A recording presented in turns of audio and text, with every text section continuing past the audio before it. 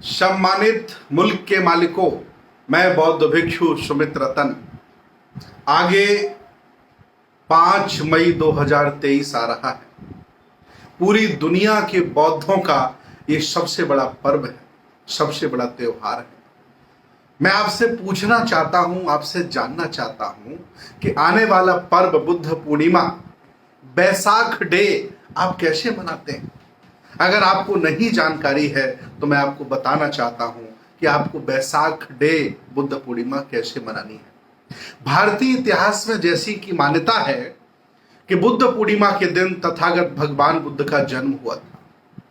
इसी पूर्णिमा के दिन उन्हें संबोधि प्राप्त हुई थी और इसी पूर्णिमा के दिन उनका महापरिनिर्वाण हुआ था। ये अपने आप में बहुत बड़ी बात है, बहुत बड़ी घटना है।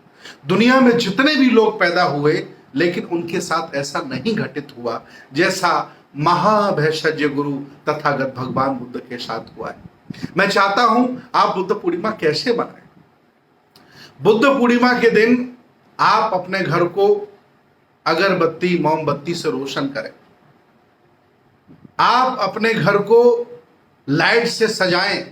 आप अपने घर को दीपक से जगमग करें और नए कपड़े पहने, हो सके तो नए सफेद वस्त्र धारण करें।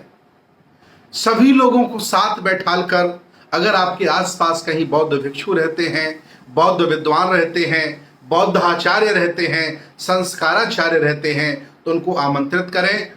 बुद्ध वंदना, धम्म वंदना, संघ वंदना, त्रिशल पंचशील ग्रहण करें और बहुत ही अच्छे पकवान बनाएं।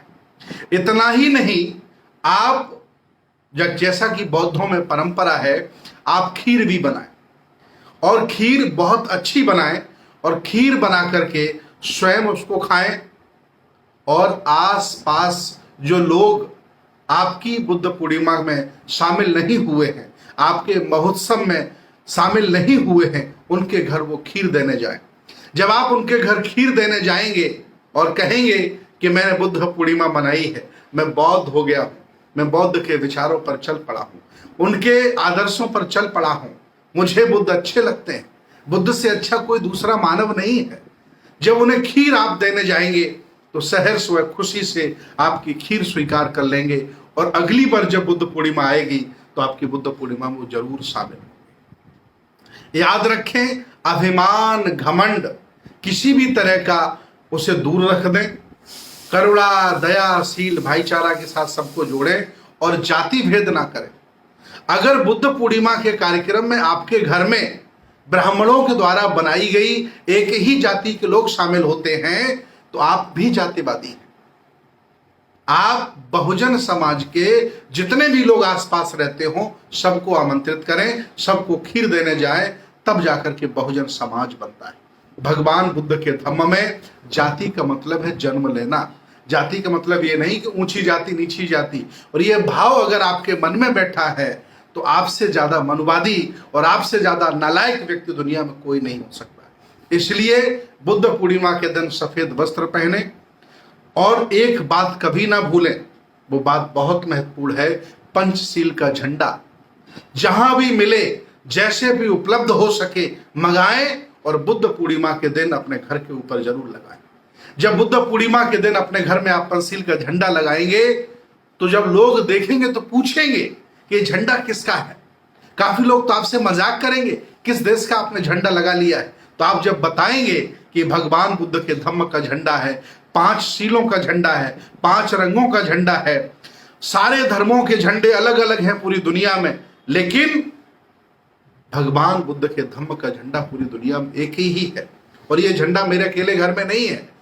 छोटी छोटी पार्टियां तुम्हारे गांव की होंगी, शहरों की होंगी, प्रदेशों की होंगी, एक देश की होंगी, लेकिन भगवान बुद्ध की इतनी बड़ी पार्टी है, इतना बड़ा धम्म है, जिसे लगभग 65-70 देशों के घरों में ये पंचशील का झंडा लगाया जाता है।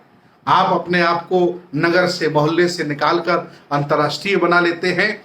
इसलिए कभी मत भूलें कि आप अपने घर पर बुद्ध पूर्णिमा के दिन पंचशील का झंडा लगाएं, सफेद वस्त्र धारण करें, बुद्ध वंदना, धम्म वंदना, संघ वंदना करें, आचार्य से, बौद्ध भिक्षु से त्रिशल पंचशील लें। हो सके तो उपोषित व्रत धारण करें।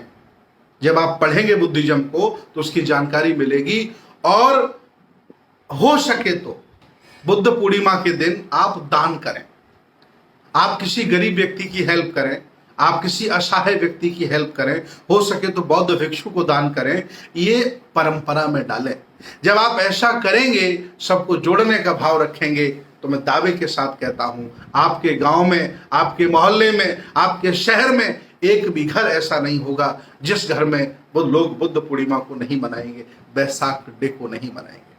ये भारत के लिए, हम सब के लिए बहुत ही गौरव का दिन है, बहुत ही गौरव का विषय है। बुद्ध भारत में पैदा हुए, यहां उन्होंने हमको ज्ञान दिया, और सोचिए वो घी हमने बिसरा दिया। आज हम डालडा खा रहे हैं, आज हम रिफाइंड खा रहे हैं, घी खा रहा है जापान, घी खा रहा America, Australia, Germany, France, Korea, Thailand. भगवान बुद्ध के दर्शन से देखिए जापान कहां चला गया। Hyundai, Honda, Toyota, Nikon, Sony कंपनियां बनाकर के पूरी दुनिया को अपने सामान बेच रहा है, और हम अंधविश्वास पाखंड में जकड़े हैं।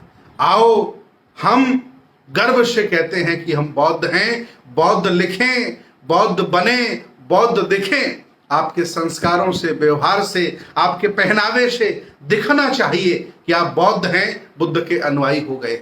अगर ऐसा नहीं दिखता है तो यह धोखा है। और याद रखना, बाबा साहब का दिया हुआ सब कुछ आपने ले लिया, चाहे आरक्षण हो, चाहे स्वच्छ पानी हो, चाहे कुर्सी हो, चाहे मान सम्मान हो, लेकिन बाबा साहब का दिया हुआ धम्म अभी तक आपने स्वीकार नहीं किया। ऐसा अन्याय आप क्यों कर रहे हैं?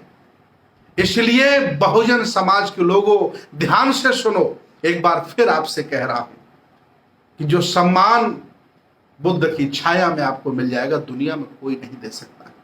और बाबा साहब ने 20 वर्ष अध्ययन करके आपको भगवान बुद्ध का धम्म दिया।